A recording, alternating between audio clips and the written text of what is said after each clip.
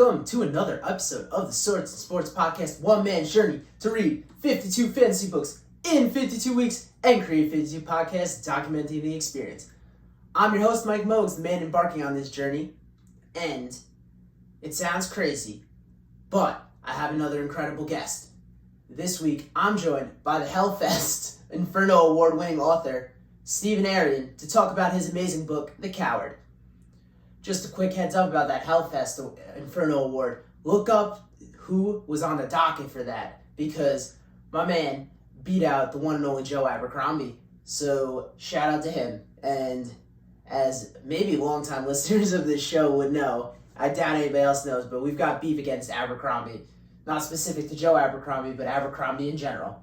As a quick self-promo for this podcast, you can find it on all your listening platforms. I'm really putting a lot of effort into making those videos. I know it doesn't show at all, but they're there on the YouTube channel. I'd really appreciate a subscription and a couple likes on the videos. And if you're not a video guy or gal and you want to listen to this on the move while you're shucking and jiving, doing your couch to 5K like Steven does, you can listen to it on audio platforms like Spotify and iTunes and all the other good ones that I don't think anybody else listens to podcasts on, but they're there for all the details about upcoming episodes, including what books are being featured and what authors are being interviewed, which are usually the same. Though, that is a fantastic idea, to start interviewing authors who have, solid book releases about completely other books and just ask them questions as if they had written it. So, let's keep that on the great ideas back burner. Also, I haven't really gotten confirmation that I've been allowed to announce it, but I'm doing it anyway. And just like I did last week. For September, I'm part of the team that's participating in Self-Published Fantasy Month. So instead of last year where I just tried to hop on the wave for clout, this year I'm really doing it. And not for any merit on my own part, but mostly because everybody else is participating in SPIFBO and have real accomplishments and real things going on instead of a podcast that talks about dick jokes and fantasy books. But apparently that's what they want this year. So shout out to Justine from the Whispers and Wonders blog for asking me to be a part of it. First author up is Jordan Loyal Short. So get ready for that. It's going to be awesome. September is going to be popping. And if you didn't think August was already crazy enough, because let me tell you, this month has been insane with the authors on the docket. Let's get into the book details because I am in fear of rambling. The book is The Coward, which is one of my favorite book titles because it's like, what the fuck is this going to be about? Some soft-ass soy boy? No, it's about a coward. The author is Stephen Aryan, who, as I mentioned, beat out Joe Abercrombie for the Hellfest Award, and we mentioned that no less than 7 times throughout the interview. So if you're sick of it now, you're going to be sick of it in 20 minutes. The series is A Quest for Heroes. It was published on June 8th, 2021. It is 412 pages. The publisher is Angry Robot, who have proven to be a goldmine this year of high-quality fantasy authors who want to be on this podcast, which is a small Venn diagram. As a heads up, this podcast contains spoilers for Stephen Aryan's The Coward. If you haven't read it yet, consider this your warning. If you haven't read it yet, consider this your warning. Sometimes it takes twice to get it through people's heads, including my own, because I still forgot if there's spoilers in this podcast yet. Without further ado, a man who I had an excellent time with, Stephen Aryan.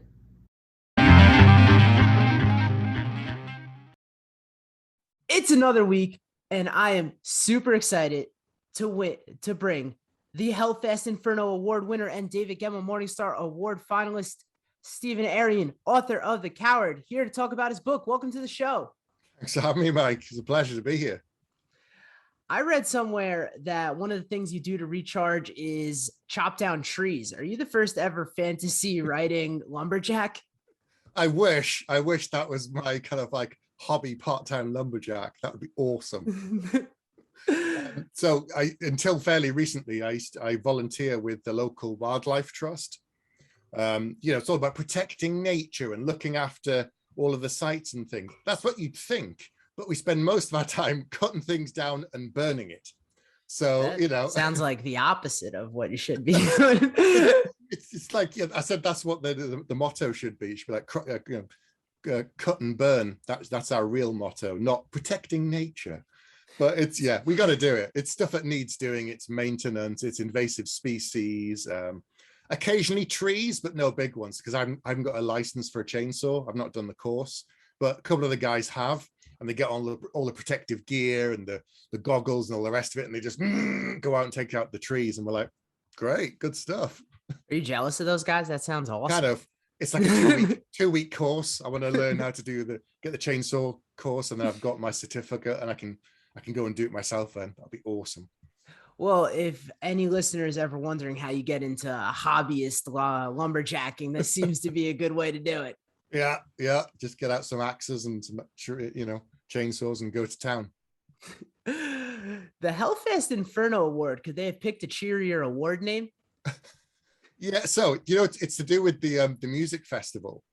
So okay. Have you heard of, in this country we have some really, in the UK we have some really big like outdoor music festivals and stuff.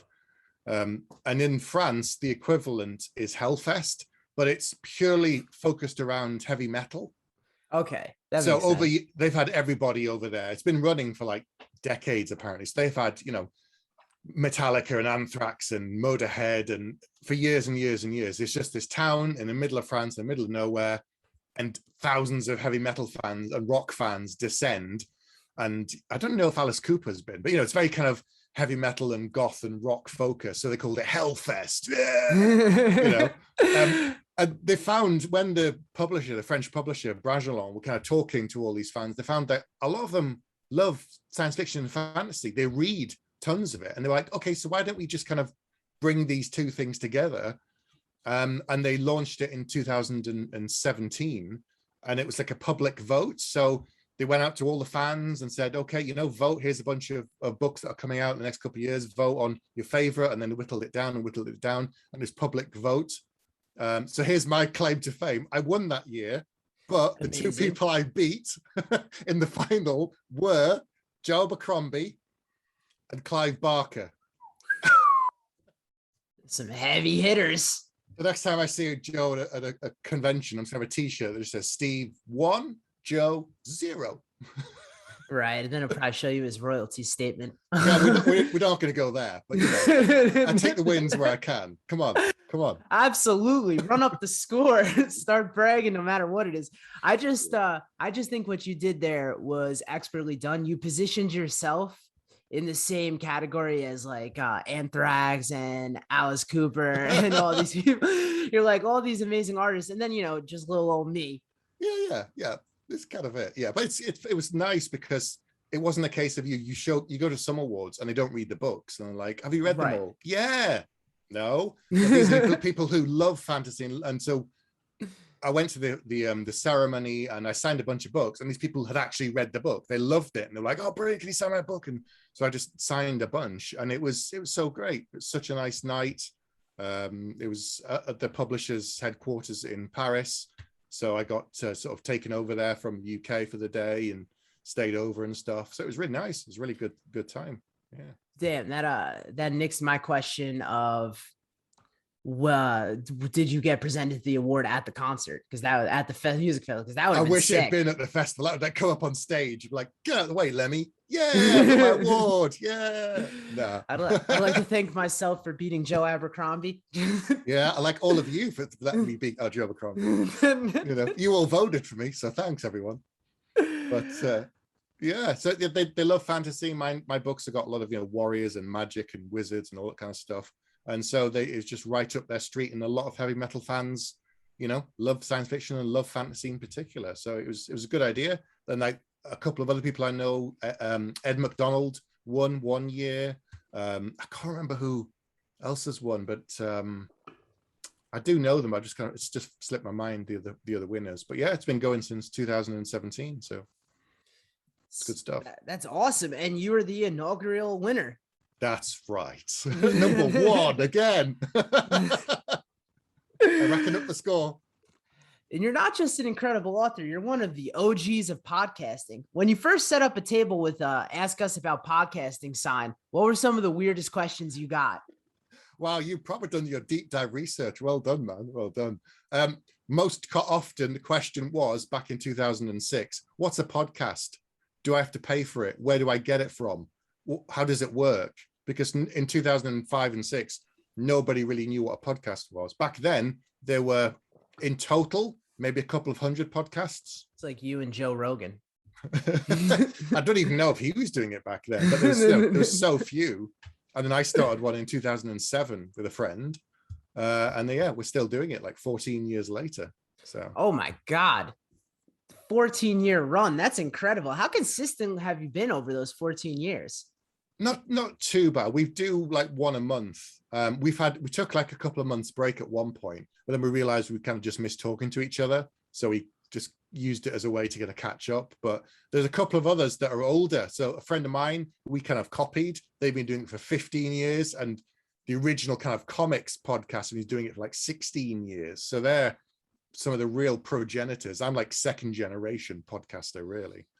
But I don't know about that. If you had to keep a sign up that said, ask us about podcasting, you might be one of the originals.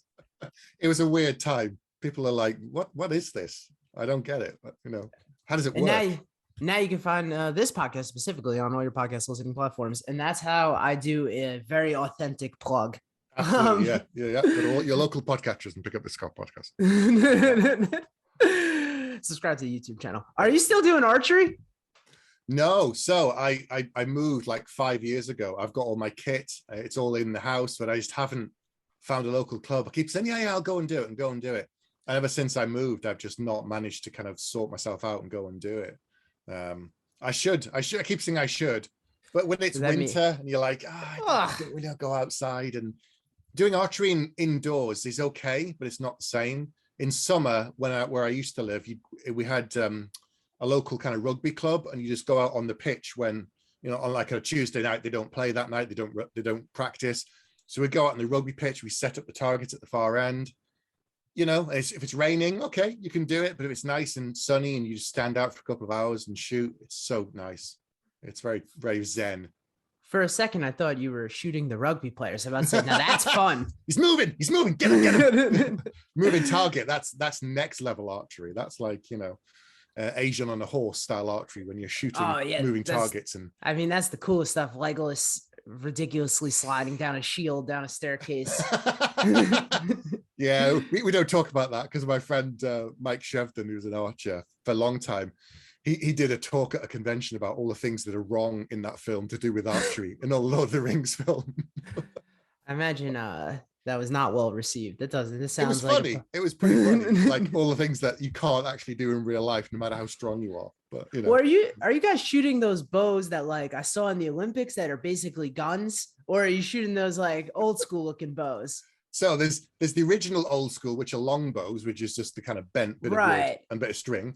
The next level up, which is recurve, which is what I shoot, which is you have the kind of arms on it, but you still have to pull the string and you can't hold it indefinitely. Still cool. You have to let go eventually because the pressure builds up on your muscles. The next level is the ones that they have at the Olympics with the gears and the wheels. That thing is ridiculous. So those ones, there's the weight to pull it to get it into place. But once it's there, there's no pressure. So you can hold it there for as long as you need it to aim. So there's the kind of, because of the way that works with the wheels and the pulleys, it does take effort. But once you've got it back, then you're fine. You're golden to take as long as you want. But recurve, which is what I do, it's like you really need to make sure you're ready.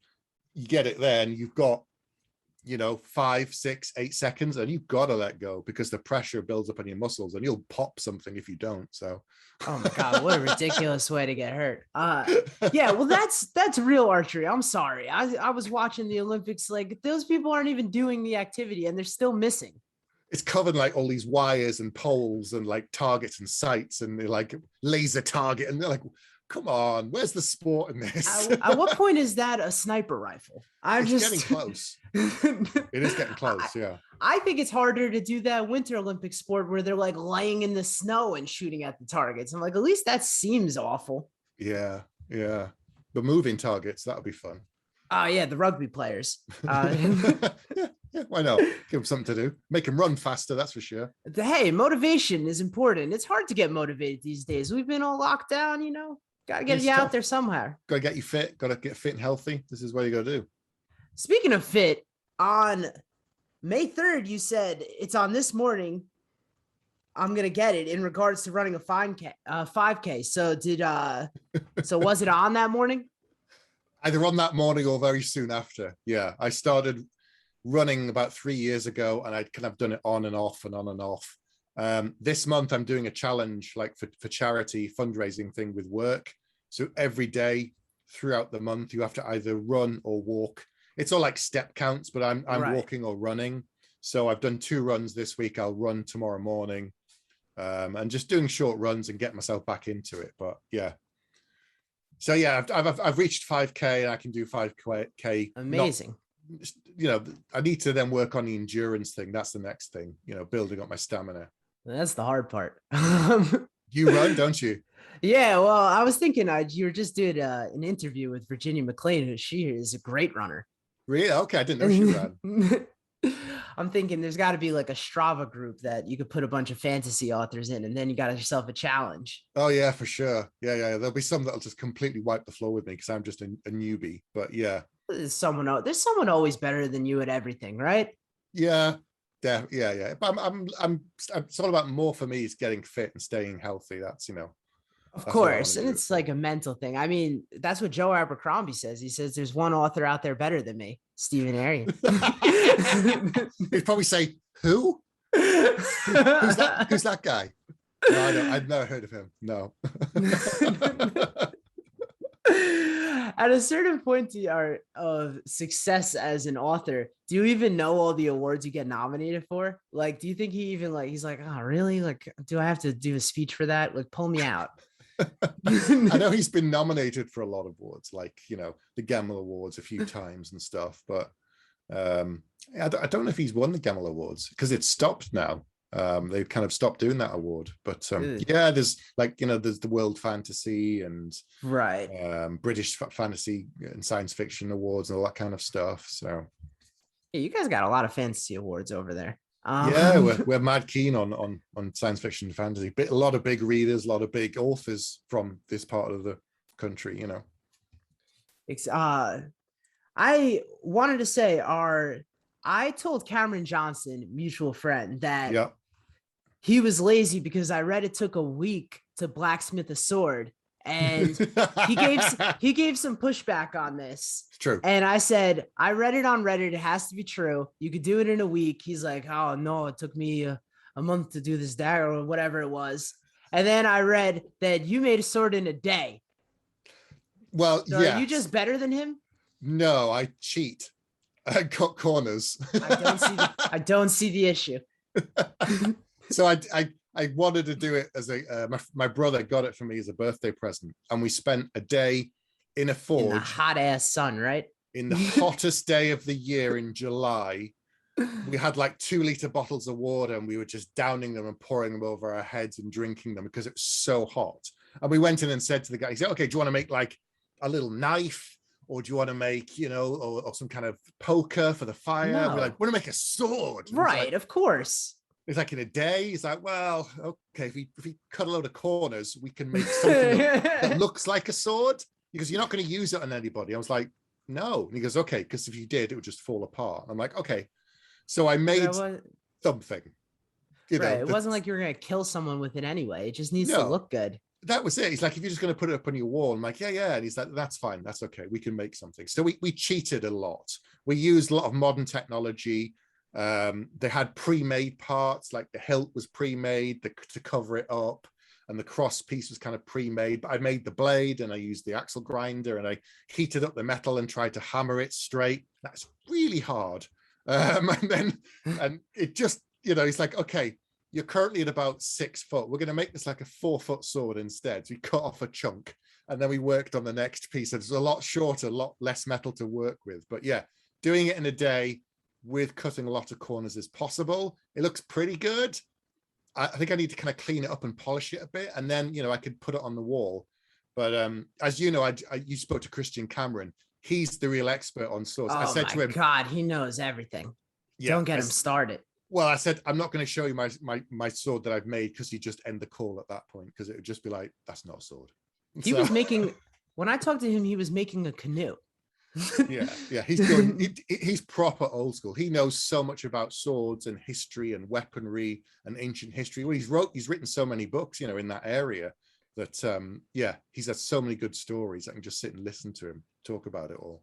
You know who doesn't know anything about swords? Cameron Johnston, because he can't even make one in a day. Yeah, he's lazy. I'll tell him next time I see him. Cam, you're lazy. That's it, man. Lazy. Clip that, send that right to him. We've got ourselves some promo material. You seem to have quite an adventurous, and by adventurous I mean anxiety-inducing time every time you go to the supermarket. So I've got a few instances for you. On July 17th, you were just wandering around the frozen foods aisle trying to cool off. Yes. Did anyone go, what the fuck are you doing? No, because it was so hot. Everybody was staying indoors because we don't have aircon over here in homes. Crazy. We just don't, because it doesn't get hot enough usually. But, global warming and all. So our summers are getting hotter and hotter and longer. And the only places that have aircon and that are buildings that are temperature controlled are office blocks and supermarkets. So I went to the supermarket and I'm like, I've kind of got everything I need. But it's really hot out there and I'm still quite hot. So I just kind of drifted around the frozen food section, put my hand in the freezer. Do I want this? No, I don't want that. Do I want that? Oh, it's so cool. No, I don't want that. And just put it back. I mean, it does work. And then the second time I saw you had a problem is when you went in there for ice. I hate saying this, but it's how you guys say it. Ice lollies. Yep. And instead of just asking someone, you just left. I had to. Yeah. Because I had to pull the exit. I had to. The particular brand that I wanted, the word means something else in slang in English in the UK. And I couldn't go up to a lady who was the only person I could find and ask her for a pair of frozen items of this thing. Please say it. What is it? So there's a particular other brands are available. This isn't an advertisement for this particular brand of lolly, but frozen. They're called jubblies, and a jubbly is also slang for a lady's upper area, chesticle area. All right. Yes. So I wanted 2 large jubblies, please. And the only member of staff I could find was a woman. So I left the store because I couldn't find them or talk to her. So, yeah. I think that was an alpha move. I'm just saying. I got slapped. I may have got the ice lollies that I wanted. But I thought, no, I won't do this. I'll just leave. Well, you're pretty tall, right? I see everywhere that you write how tall you are. No one specifically how tall you are. So maybe she wouldn't have been able to reach. It's true. I'm often called upon in supermarkets to get stuff off the top shelves. I often see quite short ladies trying to reach things, and I lend them a hand by bringing things down. This kind of goes with the whole lumberjack thing. You're like Paul Bunyan. How tall are you? 6'5". Oh my God. But there are taller English authors out there I've found. It's quite disturbing. Who? So David Ragg, who I've not met, but he's like 6'6" or 6'7" when I spoke to him. So he's a big dude. He looks like a beanpole. He said himself, you gotta turn sideways and he'll disappear because he's that thin. But he's a tall guy. So that's incredible. There you go. There's a second book in his series, The Righteous. I've just read the first one, Black Hawks, which is really good. Really, really good. So there's a plug for him. You could check out Stephen's YouTube channel where he's doing the same thing I'm doing, just more successfully. I got bored in lockdown and I missed conventions. I missed talking to authors. So I started interviewing them, which gave me excuse just to talk about writing and books and what they're up to and swords and, listen to Christian tell me stories about everything. So yeah, that guy has stories, let me tell you, and they're all good. He has lived. Right. He would also beat the crap out of us. Oh yeah. He's hardcore. He runs like, crazy amounts and he's super fit and he fights all day in armor. And he's proper hardcore. His pilgrimages in full armor all the way across across the north of Spain. He's done it. And he was in the Navy for years, And there's me struggling to do my 5K. It's just embarrassing. It's like, I should be able to do this. Come on. I'm a bit younger than him. I should be able to manage this. Well, when I said in his writing fighting videos, I'm like, you just keep beating the crap out of this other guy. Like, yeah, he's really good. He's really fit. But yeah, he's definitely someone to aspire to be more like in terms of physical fitness. Definitely. But on the other end of that is you're a member of CAMRA. What are the goals of the campaign for Real Ale? To spread the word about the good beer. That's what it's to talk about. That almost got religious. Beer is a religion, my friend. Yes, it is a religion. I believe it. When you see someone drinking like a Budweiser, do you just smack it out of their hands? I want to, depending on the size of the man or woman. You know, right, size dependent. If it's a rather large lady, I might just whisper. I might just mutter under my breath and walk away in a huff. Yeah, just you know, it was the lady at the supermarket. You're too scared to talk to her. Too scared to smack a beer out of her. Yeah, I'm not going to do that. There's some big women over here, and a lot of them drink beer and they love beer. And a lot of good brewers that are women over here too. So I'm not going to mess with them. They make the good stuff. So I want to stay on their good side. Yeah. So real ale is, you call it craft beer, I guess, in America. Yeah. I've had some great craft beers when I've gone to America. Years ago, I went to Vegas. We're wandering around. We went to a bar and they had like a craft ale thing like in the back, and you could not quite get it out the tap, but they sort of said, you know, we've taken this off today. I'm like, whatever that is, I'll try it. She says it's come from, 6 meters away. Right, I'll have one of them. And then what's the next one? I'll try that one, and I'll try that one. So yeah, this is why another reason I have to run quite a lot, because I enjoy my beer too much. Right. So, I just think it's funny that you are living the title of your book, The Coward. I know my limits. That's hysterical. In an interview, you said you hate preachy fantasy books and you throw them across the room. I have. Are you allowed in religious places of worship? I don't throw those across the room because they set out to preach certain messages. But if I pick up a fantasy book and it starts telling me how to live my life and how I should be treating other people instead of just telling me a good story, it's gone. Life's too short to waste time on bad books. There are too many good books and there's not enough time. So if I get 50 pages into a book and it starts to bore me or it's preaching, nope, someone else might enjoy it. It's gone. I'll pick one off my to read pile behind me and go on to the next one. That's what he did with the Bible. So preachy. God, get to the story. Does he come back? Is he resurrected? Does he not get resurrected? Depending on who you ask, they might classify that as a fantasy book. Moving on. Have you completed your Marvel? Very quickly, for someone who doesn't live in the Bible Belt, clearly. No, I'm in New York. I'm good. You're safe. Have you completed your Marvel DC Lego minifigure collection?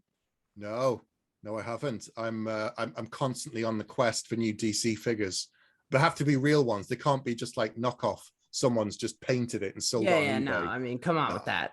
It's got to be like a proper licensed official one. So I've got like 60 DC characters, I think, so far. So I constantly 60. Yeah, 60. So holy shit. I'm constantly on the hunt for real ones, like proper characters. I've got all the big ones you can name, like Superman and Batman and Wonder Woman and all. What that about kind of the stuff. ones I can't name? Oh, there are loads you couldn't name that I've got. Like who? Okay, I'll look off to my side. I've got Killer Moth, we've got Talon, we've got Lobo, we've got Kite Man. Hell yeah. Of course, my favorite, Kite Man, who I aspire to be. We've got the Trickster. What else we got? Metamorpho, Cyborg. I got like about 30 of them are Batman related, because Batman has so many villains that they've made so many, right? It's like Scarecrow and everybody, Harley Quinn and the Penguin and Joker, Man Bat, Bane, Lex Luthor. There's just, there's so many. Yeah, you are intense, King. That is awesome. It's one because it's, I'm a hardcore DC comics fan. That's what a lot of comic book readers in the UK grow up on like 2000 AD, you know, Judge Dredd and whatever. But for whatever reason, when I was a kid, my dad would take me to a local bookstore. We'd browse through all the books, and there's a stack of comics, secondhand comics, that were there like really cheap. And I was like, oh, can I get a stack of them? And they just all happened to be DC. So I grew up from about 7 or 8 reading, you know, Batman and Superman and Wonder Woman and everything else. And so over the years, I've read other stuff, but DC is my kind of home. And I haven't got the space to buy hundreds of DC Lego sets. So the kind of compromise is I get the minifigures, and they don't take a lot of space. And it's kind of, part of the joy is the hunt. It's kind of that collector mentality. Because I used to be a comic book collector. It's that thing of you want the complete run. You're like, oh, I need issue 22. And you're going through all the bins looking for them and stuff. And that's kind of part of the joy. I don't collect comics anymore. I just kind of read them now. But it's the kind of, it's the new obsession, the new kind of the hunt. I need to find that figure. And so it's like you're I always need something to distract me. A new project. Like Gollum for Lego. The Precious. The Precious. They do San Diego Comic-Con exclusives. So if you go to like a San Diego, they just give you them out in like a gift bag, and then people sell them for like $200-300 on eBay.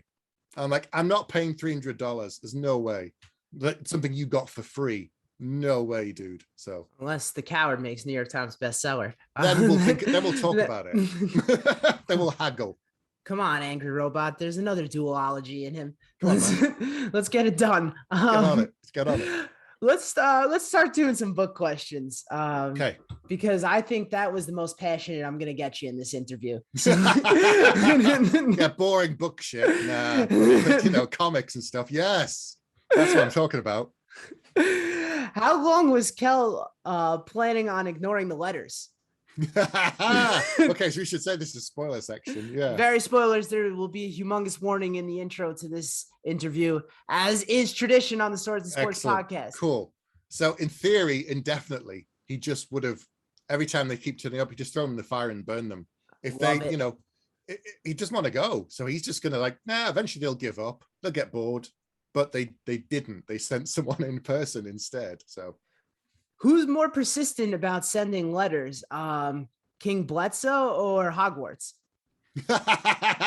Probably Hogwarts, because they can get a lot more deliveries with the owls, just kind of like firing through the letterbox and through the fireplace and stuff. You know. No, we were getting pretty even at a certain point.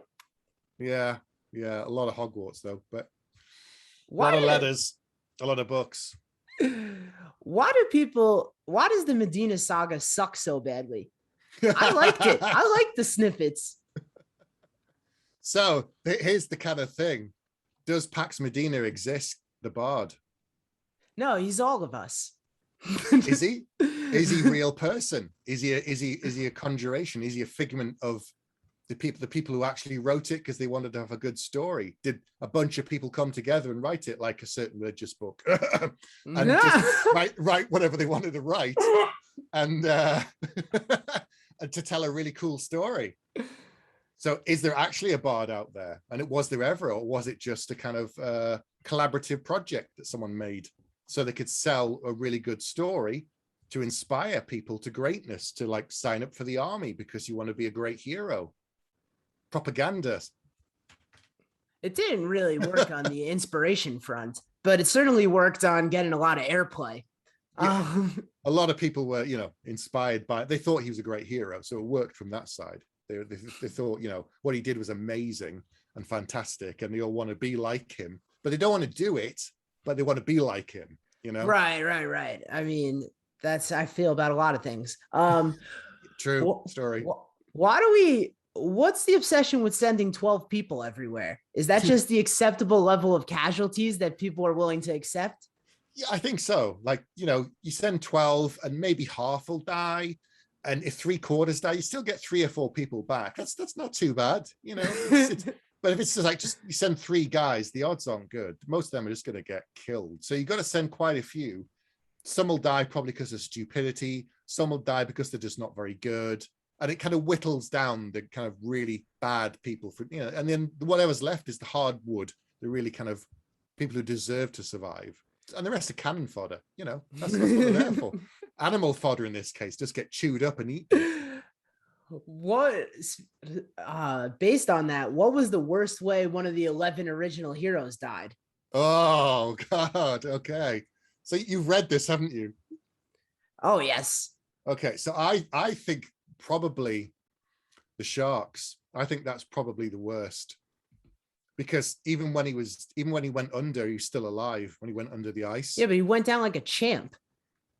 He did. He went down, but he was still like there under the ice, not quite dead. And then the sharks come for him. That's probably the worst, I'd say, because that's got to be nasty. You know, you'd want to freeze to death before you get eaten, to be honest. I thought Prager had the worst death, just cracking under the pressure. That's just sad. Come on, be better. Just wandered off. Just be better. Be better. When King Bledsoe finally croaked, was there a moment where Lucas was like, I thought we only did the fake sleeping thing in front of people? Yes. You're like, come on, man. We know this is an act. Yeah. There's no one around. Stop playing. Come on. Stop playing. He was getting on in years. So, you know, it was inevitable. There's no immortality in my books. Everybody's going to croak eventually. Does Brittic actually the hero of the story? Because education's important, and it seems like the kingdoms are slacking. So I said this in another interview, and they kind of didn't believe me. But from her perspective, she is the hero of the story. Because if you think about it from her side of the thing, right, she's trying to bring everybody together to look after your neighbors, because she's teaching from this book. It's got 12 pillars, and all the pillars and the basic teachings are good. They're good and worthwhile pursuing, like, you know, compassion, looking after your neighbors, helping the needy, feeding the poor, all this kind of stuff. It's all really good and honest, true stuff. How she interprets it and how she executes it and gets others to follow it is the problem. But it's a little shaky. Yeah, but if you look at it from her perspective, she's bringing people together, and then the weather starts changing. At this point in the book, you know, she's quite an old woman. She's like, you know, 70 something. She's gone through the weather for decades. She's seen it change and go up and down and change, and you have bad seasons and you have good seasons, and everyone's going, oh, it's supernatural, that's what's causing it. And she's like, well, no, it's just another turn. It's nothing to worry about. In a couple of years' time, things will get better. And they just want a quick fix, which is kill the evil, that'll solve it, we'll all be fine. And she's like, well, no, if we all work together and store our food and work on the harvest and do this, and everyone's distracted. They're too busy talking about this hero. They're too busy thinking about he's going to save them, for them actually all working together and doing something to save themselves. And she wants to educate them in the good book, in so that they can learn from each other, build communities and grow stronger together. He does this thing, the weather changes miraculously from her point of view, but she knew it was always going to happen. And then things start to settle down for 10 years, and she's starting to build back up again. And then the weather takes another funny turn. It's like, yeah, it's 10 years on.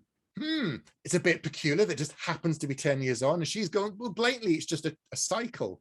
But everyone else jumps to the foregone conclusion of, it must be the supernatural again. And so suddenly all the work that she's been doing for 10 years has been massively undermined. So from her perspective, Kel's the worst thing that can happen to her. He distracts people. He stops them from working and helping each other. Her numbers in the church are way down because of him. So, you know, she needs more people. She needs more bodies. She needs more followers to go out there and do good.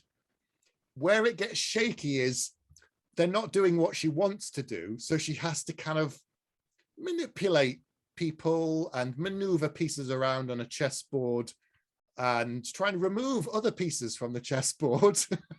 Look, I just want to point out that this is the massive spoiler.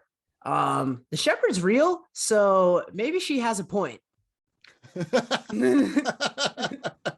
Well, she doesn't know that, though. She believes it. She operates on belief. That's all she needs. She absolutely believes he's real. As far as she knows, he's What's more believable? Real. This guy that actually exists, or this ice lich who actually exists as well? She doesn't think anything exists. You know, there is no ice lich. It's just a fabrication. A guy's went north, had a holiday in the snow, came back. Most of them died, unfortunately. Oh, well, maybe they were off on holiday. Maybe they went somewhere else and lived somewhere else and pretended to die because they never came back. So, there's no proof. There's no ice lich head that was brought back. So, yeah, it's really that was a big mistake. Exactly. Should have brought back the head. Always bring back a little proof. It's very convenient that there's no proof. So everyone says, oh, she's the villain and she's terrible. And she is terrible. Not me. I think she's the hero. See, that's why I like you. Was the ice lich's curse on Kel the reason why he didn't sleep with the prostitute? He was scared that it wasn't going to go well. Well, he believes he's cursed as well. But is it just another self-fulfilling prophecy that because he believes something, did it come true just because he believed it, or was he actually cursed? It's one and the same. He wasn't going to be able to pull that one off anyway. Well, here's the other question. Was Kel always destined to die in the north and Geren took his place, which broke the cycle, and now he can live the rest of his life peacefully? That's a little too deep for this podcast. That's going to keep you up for days. My question about Geren dying was, did he technically die a virgin? Yeah. So sadly. You can see the wavelengths me and you are operating on much different. Yeah, he was a 17-year-old boy. He has had no experience. That was part of the thing. He had to go out and get experience. Just, you're talking about a different kind of experience. So was it messed up that he got saved from the Kuala Marian dream? Because that was as good as it was going to get for him.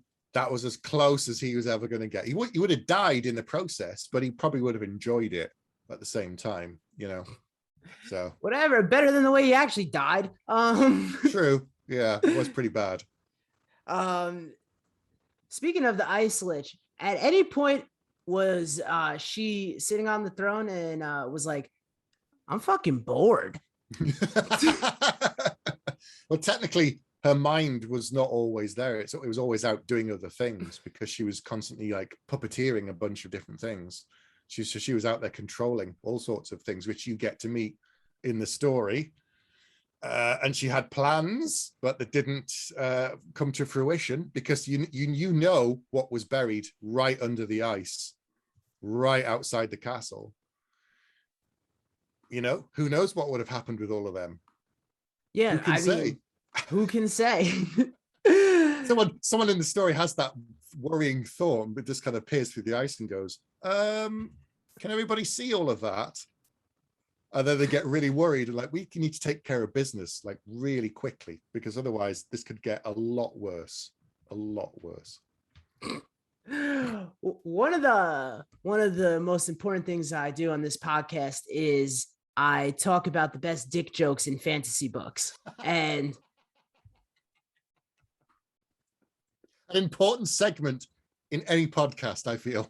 Right. Normally I follow it with a serious question, but I want to talk about some of the good ones that you had in here. Okay.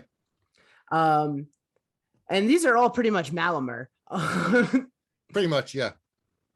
So you should try dancing with me, said Malamer. You won't be disappointed. In my experience, men who talk big or small where it counts, said Bronwyn. That's fucked up.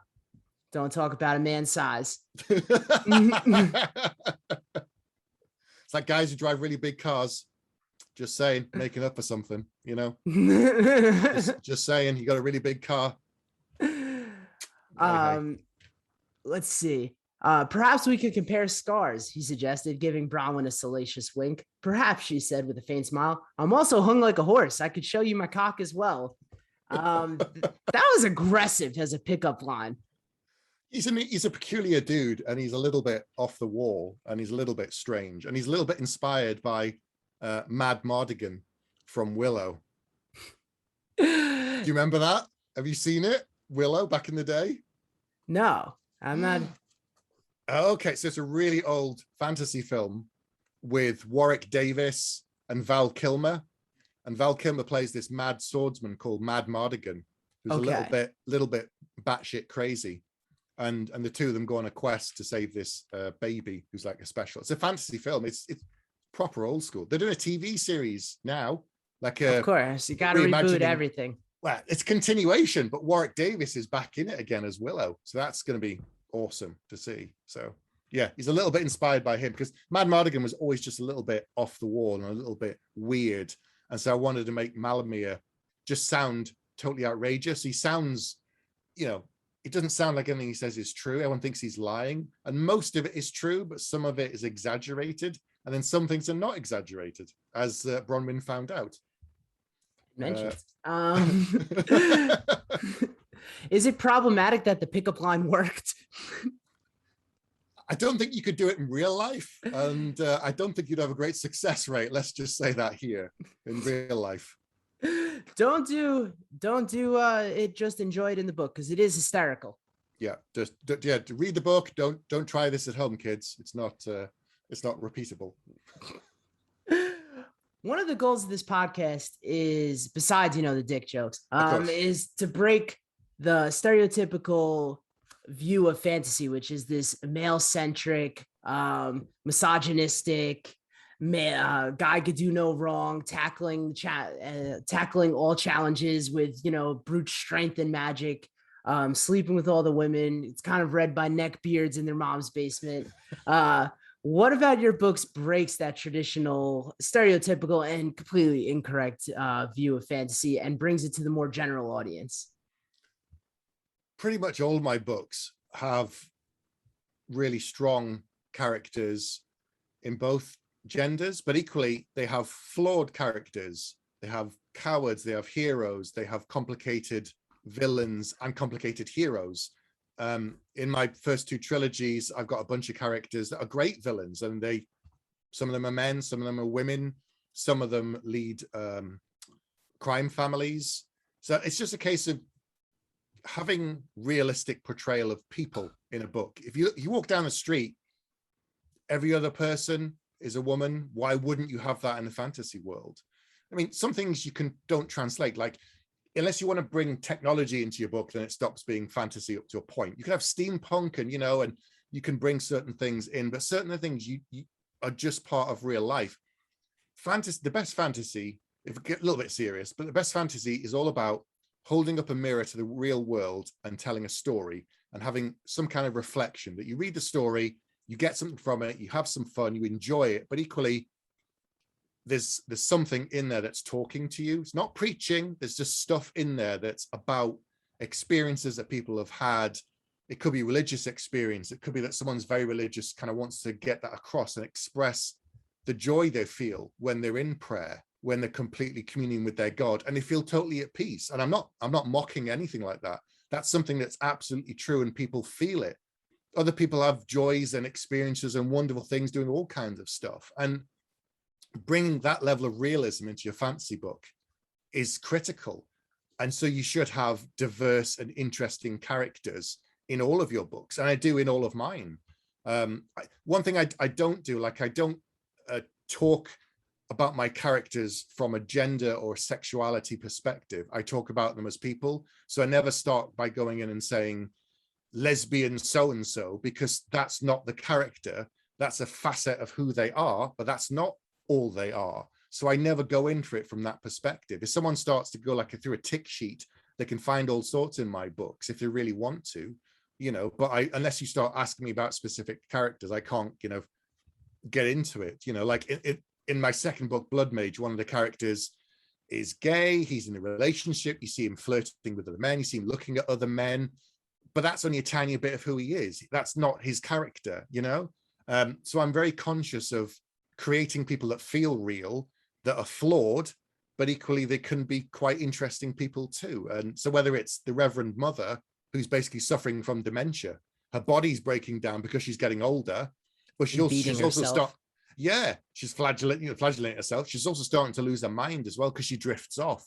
She's just gradually losing it, the plot, and she realized that time's running out, so she's got to get this kind of plan done. But if you feel a moment's sympathy for her, then I've done my job well, even though she's quite a tough lady, I'd say. The hero, some would say. Thank you so much for answering that. Yeah, the hero. He's the hero, it's not Cal. She's the hero, it's not Cal.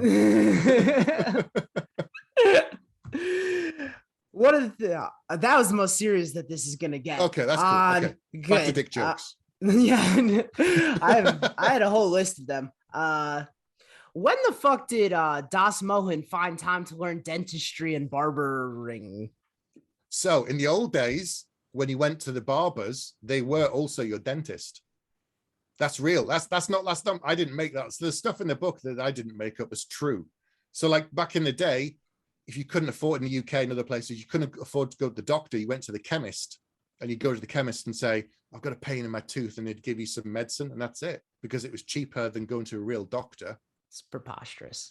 Yeah. It's like, but same like the barbers. You go to the barbers and you go, oh, I think my tooth's really bad. And they're like, right, back in the chair, and they just rip that sucker out, you know. But hey, he's lived a life. The dude's he's, you know, getting on in years as well. He's lived. You know, he's been a war general, he's a warrior, he's a dentist and a barber. Man needs a hobby. Right, yeah, that's true. If you don't have a hobby, you start to wither away. One of the things that I do on this podcast is I pitch unsuccessful novella ideas. So I've got one for you. Are you ready for this? Go for it. A prospective adventurer is hit with a once-in-a-lifetime opportunity to own Slayer, the famous blade of Kel. Buying it, he or she is instilled with confidence and challenges her rival to a duel to the death.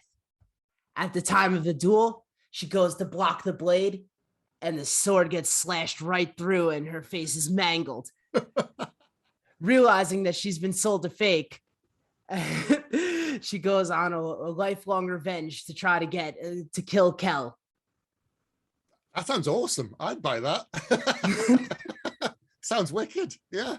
It's fake. It's a fake sword. And also, the original one was just a sword. The fact that it did all those things is what just made it special. Everyone's like, oh, it's Slayer. And he's like, it wasn't called that. It was just a sword that he picked up. And, you know, there's nothing magic about it, but you give it a name and you give it purpose and you make it cool, and it killed the Ice Lich. Oh, suddenly it's imbued with powers and it's fortune and it's lucky, and it's not the real one anyway. So, you know, you had said a few times in interviews that your day job doesn't relate to this writing career at all, but you knew the importance of good marketing when they named the sword Slayer. So don't say that it doesn't, that there's no crossover. Marketing is helpful, yeah. For being an author these days, you've got to do a lot of legwork yourself. So I'm just saying, a blade called Slayer is going to get the people going. Hellfest are going to be up on it. You know, all the readers there are going to love it. Slayer, yes. You know, that's what they want. So Hellfest, where he beat Joe Abercrombie. When Kel is recruiting and he starts asking Bronwyn about her year plan and her 5-year plan, are those the worst interview questions of all time? Yes. The kind of interviews that I've had, like people say, where do you see yourself in 5 years? I'm thinking, if I haven't got this job, I haven't got a clue. So don't, you know, you always just say some bullshit. I always make something up. I'm like, oh, well, I see myself being a director or running my own company. I'm like, I don't know what I'm doing next week. Don't ask me about 5 years' time. I don't know what I was doing 5 minutes before I came in this interview. I don't remember what I had for dinner. So, you know, 5 years from now, no clue, man. No clue. I read once on one of those like bro-y, be confident, be yourself type sites that you're supposed to say, I'm in your chair conducting the interview. Oh God. Yeah, that's proper bro logic, you know. I tried it. It did not work. What? Yeah, they're like, get out. Yeah, no, you're going to be broke because you're not going to have this job.